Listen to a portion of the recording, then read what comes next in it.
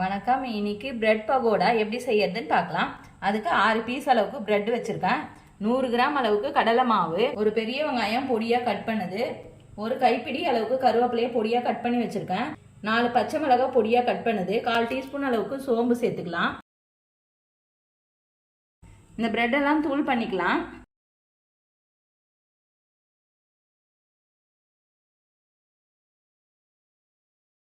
கால் teaspoon அளவுக்கு salt சேர்த்துக்கிறேன்.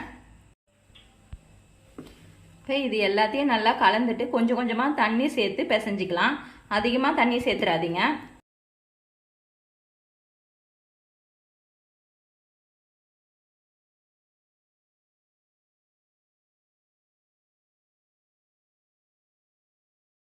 இந்த அளவுக்கு அதிகமாக தண்ணி சேர்க்காம உதிரி பதமாகவே கலந்து வச்சுக்கோங்க.